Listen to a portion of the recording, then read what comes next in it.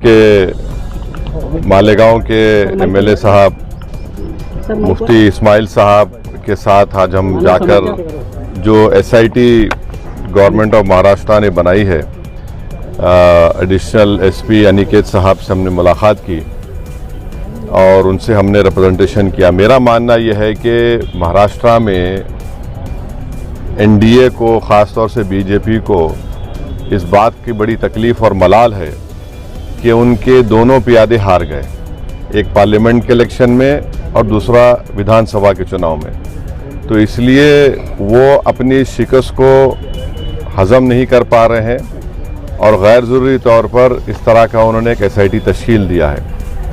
आप हमको ये बताइए कि आप लोग तो देख रहे हैं कि जिन लोगों को गिरफ्तार किया गया है वो तमाम के तमाम तो भारत के नागरिक हैं, उनके वालिद नागरिक है, उनके भाई, उनकी माँ, उनके रिश्तेदार नागरिक है। उन पर जो केस बुक किया गया है वो डॉक्यूमेंटेशन में गलती एरर हो या कुछ वैसा है। ये कोई रोहिंग्या बांग्लादेशी तो है ही नहीं, ये लोग ना कभी मालेगांव में निकलेंगे। हम महाराष्ट्र के मुख्यमंत्री से ये गुजारिश कर रहे हैं, उनसे रिक्वेस्ट कर रहे हैं कि अननेसेसरी आप पूरे मालेगांव को क्यों सजा देना चाहते हैं। और आपका जो एक्ट है, वो जो बर्थ एंड रजिस्ट्रेशन एक्ट है, ये एक्ट है, इसमें आप देख लीजिए सेक्शन 15 जो है, सेक्शन 15 में क्लियरली लिखा है कि अगर कोई डॉक्यूमेंटेशन में एरोनियस गलती हुई या फ्रॉडुलेंट हुआ, इम्प्रॉपर मेड हुआ, तो उसको आप करेक्ट कर सकते हैं, कैंसिल कर सकते हैं। और सेक्शन 24 में आप देख लीजिए उसको कंपाउंडेबल बना दिया गया है, पावर टू कंपाउंड ऑफेंस। तो आप इसको इस्तेमाल करिए ना। और ये खामखा एक इलाके को बदनाम करने के लिए, जो एक ज़्यादा तादाद में अल्पसंख्यक समाज के लोग रहते हैं कि रोहिंग्या बांग्लादेशी तलाश करो। जितनों को आप गिरफ्तार किए वो तो सब भारत के नागरिक हैं।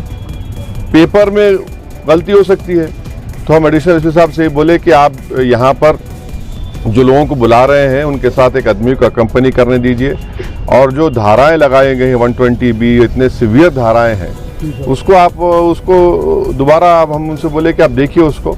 और हमको लगता है कि अननेसेसरी मालेगांव को गैर ज़रूरी तौर पर पार्लियामेंट और असेंबली में उनको शिकस्त हुई, तो कोई कंप्लेन कर दिया और आप इस तरह के एसआईटी बना दिए।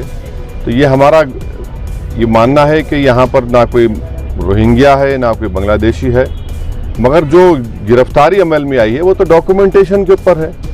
तो इसलिए हम उम्मीद करते हैं कि हमारे अनिकेत साहब और उनकी टीम और ख़ास तौर से महाराष्ट्र की गवर्नमेंट इसको रिलुक करेगी, इन्होंने जो स्टेप लिया है। और मालेगांव में तो आप देख रहे हैं कि मुफ्ती साहब मालेगांव के दूसरे इश्यूज़ जो लॉ एंड ऑर्डर से ताल्लुक़ था, ख़ास तौर से जो बड़े बड़े ट्रक्स अंदर आ जा रहे, और जो परसों हादसा हुआ जिसमें 2-3 लोगों की मौत भी हुई है, तो इन दूसरे उस पर भी हम बातचीत किए। बस आपको इस बात की इत्तला देना था। शुक्रिया। तो मालेगांव में बार बार किरीट सोमैया, नीतीश राणे ये आते हैं, ट्वीट भी करते हैं और कार्रवाई भी होती है, और वो हिसाब से प्रशासन भी चल रहा है। ऐसा नहीं लग रहा लैंड जिहाद का मुद्दा लेके, बांग्लादेश का मुद्दा लेके नहीं, आप हमको ये बताइए कि अगर मान लिया जो वोट जिहाद हुआ, तो ये लोग गाली किसको दे रहे हैं? इलेक्शन कमीशन गाली दे रहे हैं ना, ये इलेक्शन कमीशन गाली दे रहे हैं। अब आप बताइए, अगर 3500 ये लोग बोल रहे हैं कि फेक सर्टिफिकेट रोहिंग्या बांग्लादेशी आए, तो भाई सरकार तो आपकी है, पुलिस आपकी है, तो अननेसेसरी आप किस पे उंगली उठा रहे हैं? किसको बदनाम कर रहे हैं आप अपने ही सरकार को, अपने ही इंस्टीट्यूशंस को आप बदनाम कर रहे हैं।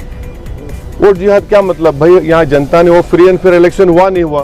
फ्री एंड फेयर हुआ, मुफ्ती साहब जीते, पार्लियामेंट में आपको हार गए, आप फिर दोबारा आपने सरकार बना ली। आप सरकार बनाए तो वोट जिहाद नहीं बोलेंगे? आप हार गए तो वोट जिहाद कैसा हो जाएगा? मैंने फ्री एंड फेयर इलेक्शन हुआ, नहीं हुआ, हमको बता दें। जो लोग वोट जिहाद की बात कर रहे हो, बता दें कि फ्री एंड फेयर इलेक्शन हुआ है, नहीं हुआ, वो बता दें। नहीं हुआ तो फिर उन्हीं पर क्वेश्चन उठेगा ना। इलेक्शन कमिश्नर को आप अपॉइंट करते हैं, चीफ इलेक्शन कमिश्नर को आप अपॉइंट करते हैं, पूरा पॉलिटिकल गवर्नमेंट एजेंसीज आपकी हैं, तो फिर ये तो आप तो सिर्फ नफरत कर रहे एक समुदाय से और एक इलाके से, बिल्कुल गलत है ये।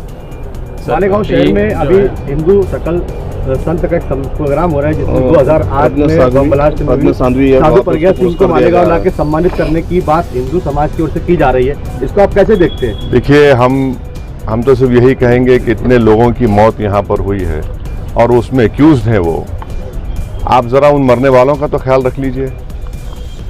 कम से कम ट्रायल तो जो चल रहा है, ट्रायल हम देख रहे हैं, मगर एक ह्यूमन डिग्निटी भी तो होनी चाहिए किसी मरने वालों के लिए।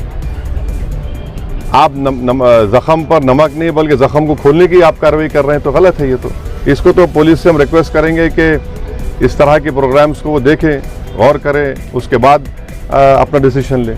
सर अभी जो है वो महाराष्ट्र में अभी असेंबली के बाद कारपोरेशन के इलेक्शन आए हैं। हाँ, कॉर्पोरेशन इंशाल्लाह पार्टी बहुत कमजोर नजर आ रही है ऐसा। अरे कहाँ कमजोर नजर आ रही है, इतना बड़ा मुफ्ती हमारे बाजू खड़ा हुआ है, कहाँ कमजोर नजर आ रही है। 2 in 1 है ये।